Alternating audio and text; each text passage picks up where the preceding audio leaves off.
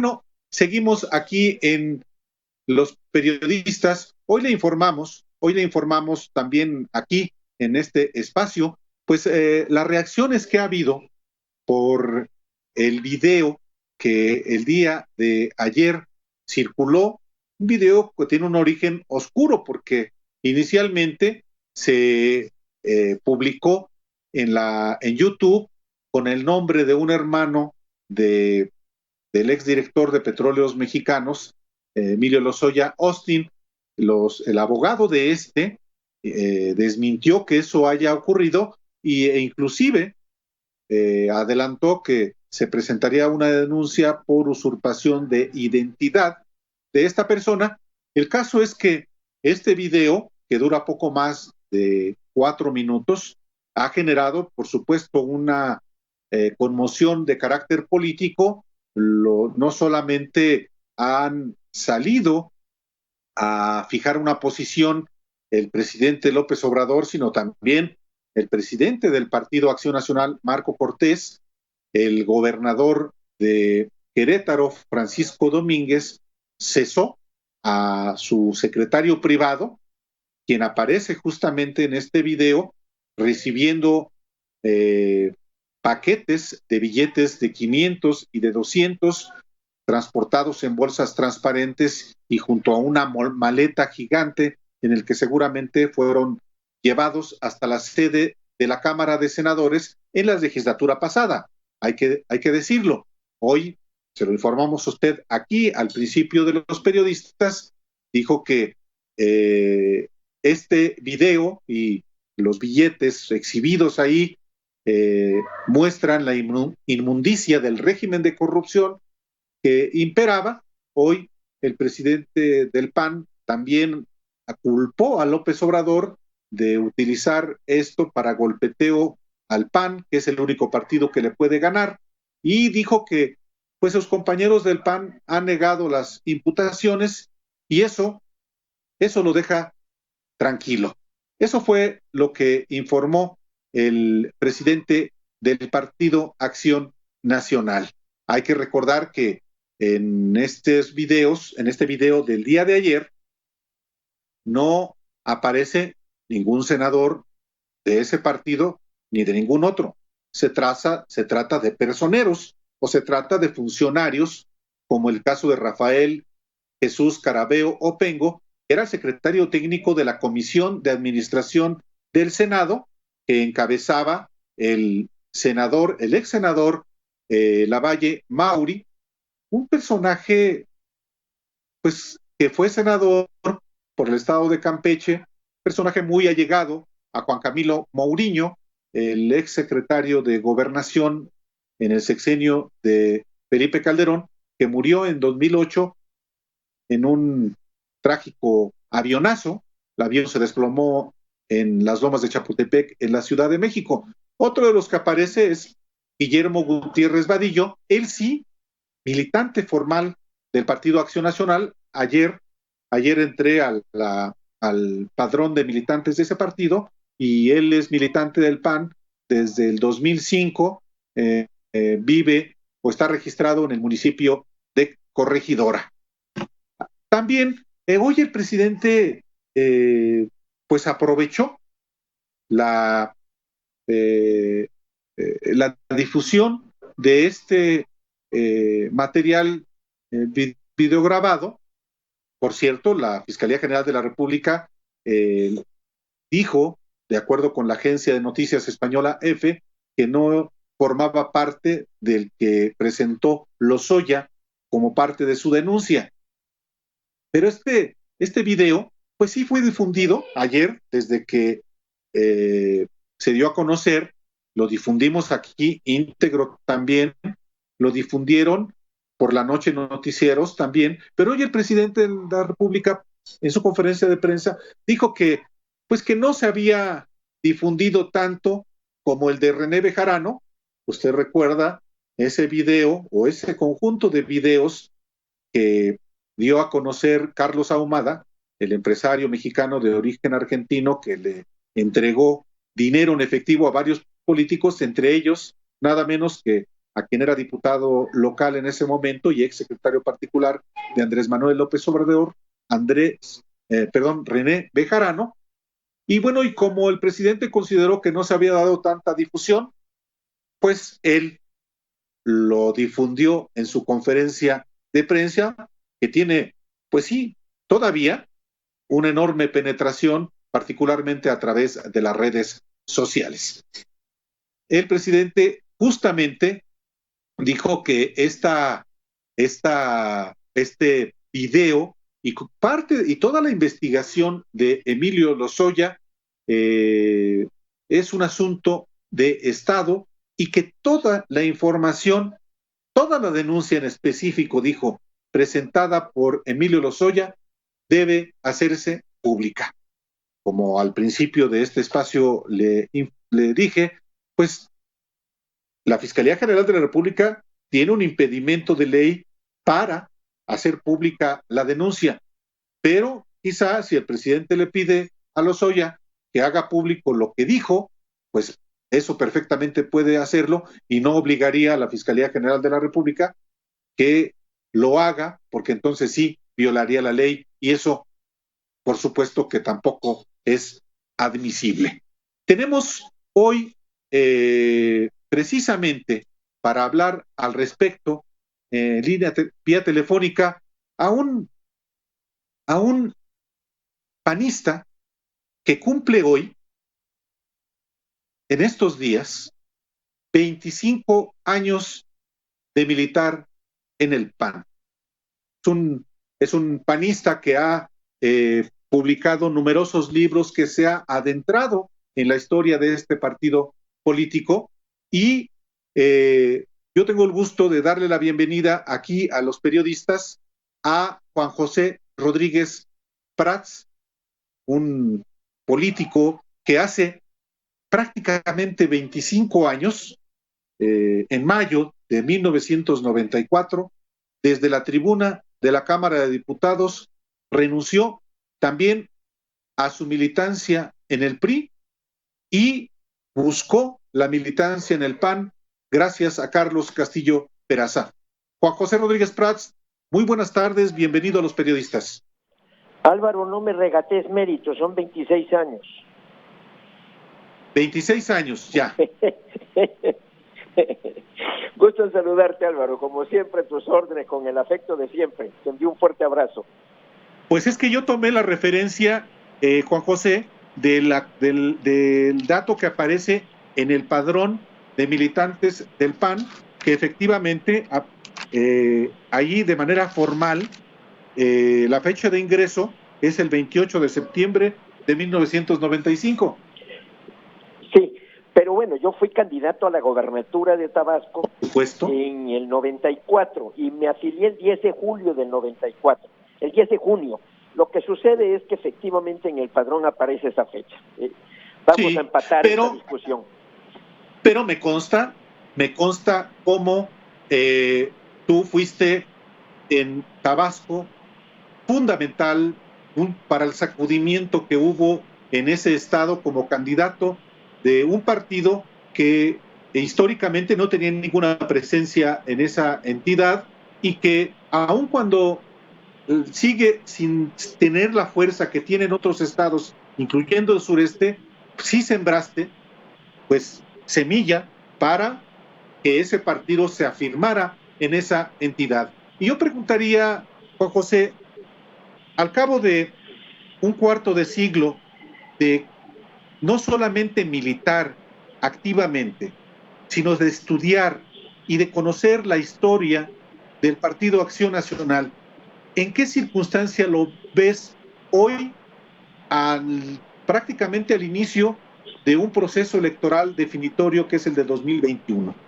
Sobre todo con conductas, con señalamientos de corrupción. Con todo lo que se ha dicho, con toda la historia, el balance del PAN es positivo. El PAN es el partido menos malo en el escenario político nacional. Es el único partido con doctrina, es el único partido con principios que ahí están y que son vigentes. No identificas ahorita en ningún partido ninguna doctrina, ningún pensamiento, ninguna estructura de una propuesta o una serie de principios básicos, ni siquiera Morena, porque eso es una entelequia o bien es la palabra del presidente de la República. El PAN tiene identidad, que desde luego ha habido fallas, las ha habido, que ha habido buenos gobiernos, los ha habido a nivel municipal, a nivel estatal, a nivel nacional, podemos cotejar en muchos renglones los desempeños de los gobiernos y me parece el saldo positivo. Yo me siento orgulloso y siento que es la opción que hay que defender más viable y que puede concertar alianzas con otras fuerzas para dar la batalla en la elección del año próximo. Ese es así mi diagnóstico de entrada, mi propuesta de entrada, por eso sigo en sus filas y me siento orgulloso de ser panista, de estudioso de su historia, de sus grandes hombres, de sus grandes tradiciones y repito, su saldo es positivo. No me atrevo a decir el mejor partido porque eso sería demasiado pretencioso, pero sí te diría que es el menos malo de los partidos hoy vigentes en México. Y sin embargo, Juan José, tú has sido también crítico de conductas, de desviaciones, de conductas corruptas, que las hay también en el Partido Acción Nacional. ¿Qué sientes cuando el día de ayer ves un video en el que aparecen, como en 2004, con el caso de René Bejarano, paquetes de billetes para supuestamente corromper a un conjunto de senadores, por cierto, senadores vinculados a Felipe Calderón, que ya no está en el PAN? ¿Qué ves con ese tipo de imágenes, en ese tipo de imágenes? Bueno, en principio, un gran dolor. Muchos de ellos me unen afecto, me unen amistad, somos correligionarios y me duele. Hay diferencia esencial con lo de René Bejarano. René Bejarano se sabía que el que había hecho llegar esos videos era Carlos Humada. Y lo primero que René Bejarano confiesa es que es auténtico. Aquí en este caso ni sabemos cuál es el origen del video, ni sabemos cuál es el destino de ese dinero. Acá sí era una campaña política, no tan solo era René Bejarano, porque también estaba el caso de Gustavo Ponce, estaba el caso de Carlos Simas, o sea, era una terrible actos de corrupción que yo no tengo ninguna duda de lo que Andrés Manuel como jefe de gobierno tenía conocimiento de esos actos, eso tengo plena certeza. El mismo presidente ha dicho en las mañaneras que lo que sucede siempre lo sabe el jefe, siempre lo sabe el presidente. El jefe de gobierno, yo estoy perfectamente consciente que lo sabía. O sea, yo no creo que René Bejarano haya actuado por su cuenta en un acto tan delicado, inclusive viendo hoy la fuerza política que tiene René Bejarano y su compañera, su esposa, Dolores Padierna. Entonces, sí me duele, tampoco quiero decir que esto no hay responsabilidad, no hay culpa, que se investigue, que se lleve hasta sus últimas consecuencias, pero a mí lo que más me preocupa, Álvaro, es lo que está aconteciendo a nivel país, porque yo sí veo que se está creando un ambiente tremendo de discordia, de confrontación. Yo aquí en el confinamiento en el que me encuentro, me he puesto a estudiar la historia, me he puesto a estudiar qué es lo que sucede cuando las naciones entran en decadencia, y estamos viendo todas las señales, desde la vieja historia de Roma, de por qué cayó Roma, y estamos viendo todos los ingredientes en el México de hoy, con un presidente que se está despojando de su investidura y que se sube al ring y que se convierte en un peleador callejero. Esto a mí me angustia. Yo conozco perfectamente a Andrés Manuel, tuve cierta amistad con él y me preocupa como paisano y me preocupa como jefe de la institución nacional que esté conduciendo al país a un ambiente terrible. No ha habido en la historia de México desafíos tan grandes como lo que hoy tenemos los mexicanos en materia de salud, en materia de seguridad, en materia de economía, y esto va a desembocar en una crisis social. Y si a eso le agregas este ambiente de confrontación, de descalificación, de que se enloda la política y que ya hay voces que están... Pero si está enlodada, Juan José, ¿Mandé? está enlodada. Lo que está brotando es la... está aflorando la descomposición. Mira, la historia de Roma, que ahí están Teodoro Mommsen, por ejemplo, Eduardo Gibbon, que te hablan de las caídas, por qué se dan, descomposición moral. Y si tú ves la historia de Latinoamérica, después de un golpe, antes de un golpe de Estado, antes de que se derrumben las instituciones, siempre viene un enlodamiento, la política es sucia, no te metas en la política, los partidos no sirven. Esto fue lo que sucedió en Venezuela con Copey y los adecos. Y este fue el grito de Hugo Chávez y que los partidos no servían, y entonces aparece el líder mesiánico, y esto fue lo que sucedió Fujimori. ¿Cómo se presentó Fujimori en Perú? Yo soy Pero a ver, hablamos de no México. soy político. Entonces, pues, pero hablando del caso de México. ¿Mandé? Hablando del caso de México, aflora la pus, emerge Sí. la porquería. Sí. Pues esto no comenzó el 2018, esto viene de antes. Mira, yo creo que el sexenio ¿Qué le dijo de Peña Nieto, el sexenio de Peña Nieto, que no es el viejo PRI, porque el viejo PRI tuvo sus reglas no estrictas, pero escrupulosamente cumplidas, observadas. Yo en el viejo PRI encuentro muchas cualidades, muchas características en la integración de los gabinetes, en la operación política, en sus gentes. No, Peña Nieto fue una incrustación, Peña Nieto fue el hartazgo y llega, y él, sin duda, es el gobierno calificado como más corrupto en la historia de México, inclusive más corrupto que los 61 virreyes que estuvieron en la colonia. Entonces, esto fue lo que desembocó en la elección de Morena y en la elección de Andrés Manuel. Pero entonces la decadencia ¿cuándo comienza? Y la decadencia no comienza con la alternancia en 2018, ya viene gestándose. Tan es así que cuántos compañeros de tu partido, Juan José, tú mismo los has dicho que se corrompieron.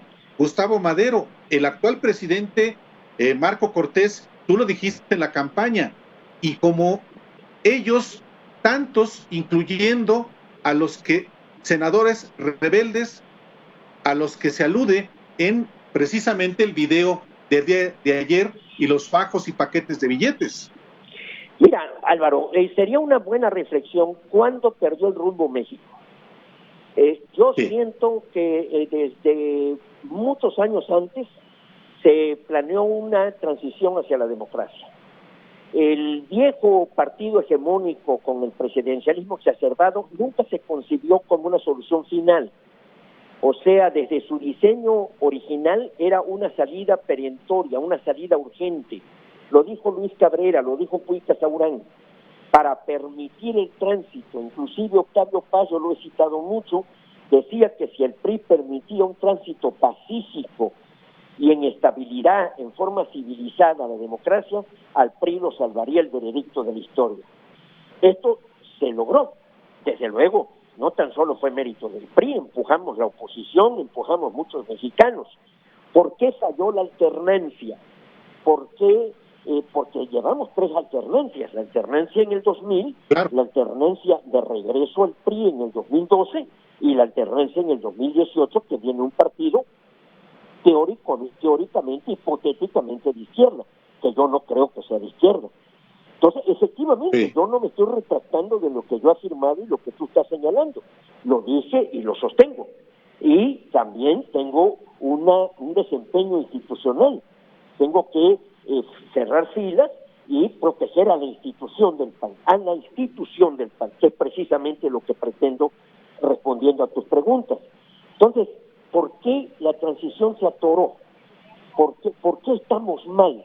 Yo creo que si vemos las transiciones exitosas, por ejemplo, de España o de Chile, yo te diré que en México fallamos los hombres, falló el poder legislativo, que es el instrumento para hacer que la democracia mejore, falló la falta de cultura política. O sea, se creyó que llegábamos a la democracia y que la democracia por sí sola iba a generar una serie de convicciones, de creencias, de hábitos, de principios. O sea, falló la carencia de cultura política en el pueblo de México. Esto es muy importante. Castillo Peraza decía, no se puede hacer una democracia sin demócratas. Entonces, eso de señalar individualidades o señalar un partido me parecería demasiado audaz. Fallamos muchísimos y desafortunadamente yo sí creo que la transición democrática falló. O sea, sí dejamos atrás a un partido hegemónico y a un presidencialismo exacerbado, pero no arribamos a la democracia con la que soñábamos. Por el contrario, estamos en medio de un mar proceloso con riesgos enormes de naufragio, inclusive. Juan José, fíjate que me gustaría que para concluir, a reserva de lo que tú quieras agregar, platicar, informar sobre una carta que un grupo de panistas, entre ellos tú, le enviaron al presidente nacional del PAN, pues precisamente que ante esta circunstancia, ante el diagnóstico, parte del cual has expuesto aquí de lo que pasa en el país, pues la necesidad de unidad en ese partido, y que sin embargo, ante este ejercicio de auténtica reconciliación interna que tú y otros numerosos panistas han planteado, pues no existe correspondencia. ¿Qué pasa con la dirigencia nacional del PAN vista hacia adentro? Tienes toda la razón, Álvaro, está pasmada. Desafortunadamente esa es la paradoja y la tragedia del PAN. Habiendo tenido grandes líderes, como un Cristian Ibarrola, como un Abel Vicencio Tobar, como un Luis H. Álvarez, todavía en fechas recientes, un Luis Felipe Bravo, por ejemplo. Desafortunadamente la dirigencia nacional actual sí, está cerrada, tiene pánico, tiene cierta actitud de venganza de quienes no lo apoyamos en su oportunidad, tiene las puertas cerradas. No está practicando el PAN lo que es su lema, por una patria ordenada y generosa.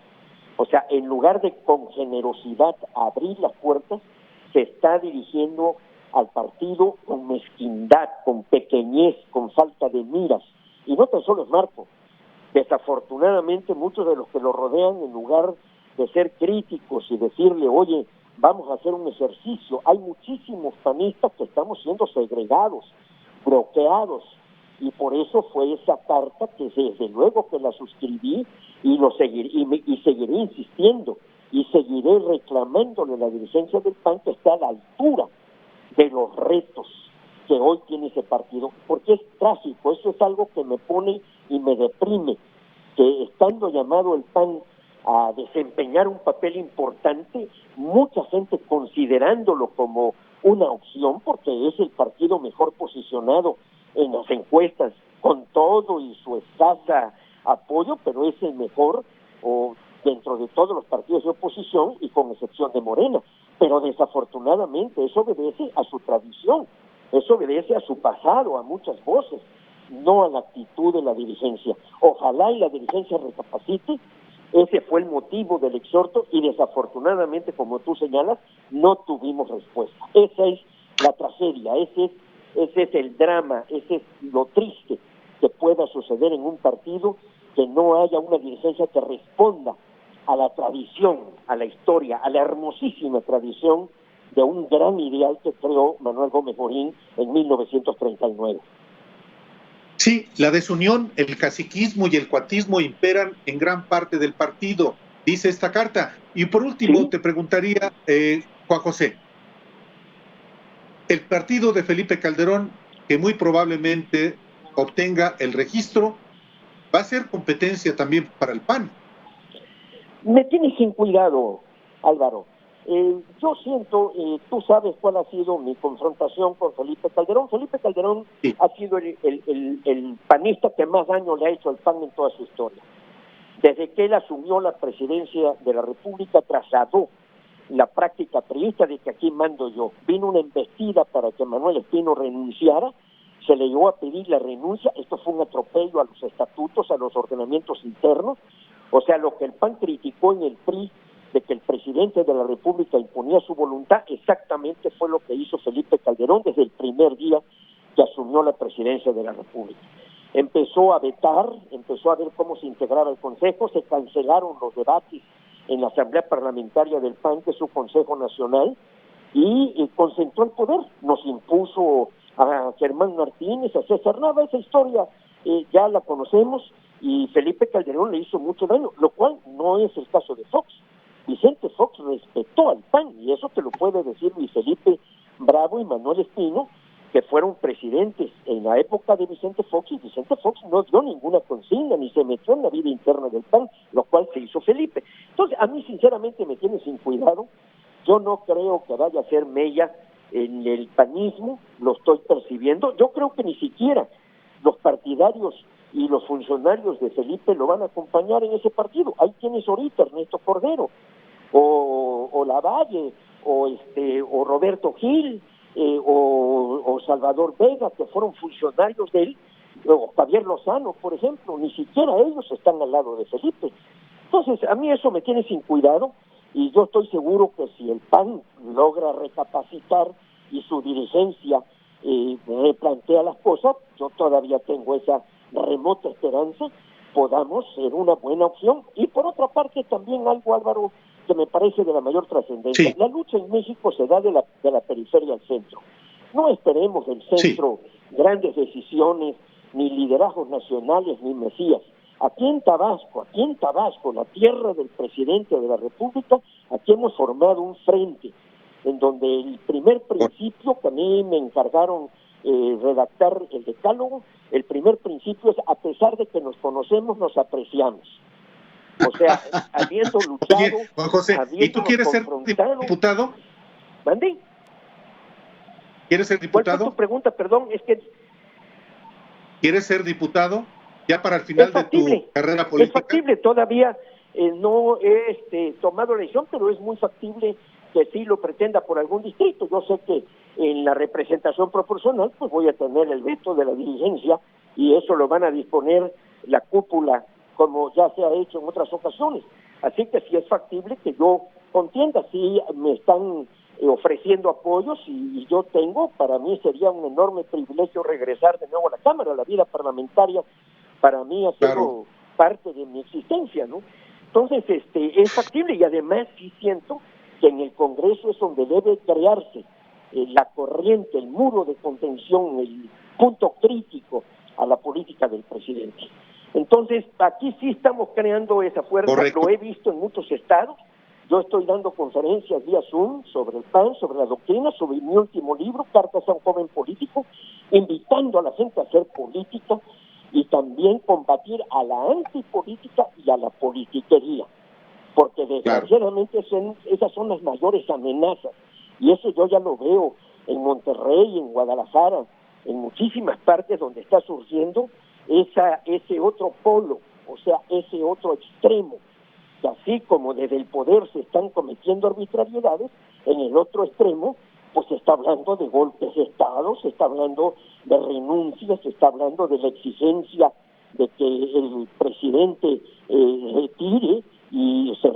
renuncie, y esto me parece patético. Esto puede ser un choque de trenes que nos conduzca no sé a dónde, ¿verdad? Pues, Juan José, vamos a seguir platicando. Siempre eres bienvenido aquí a los periodistas.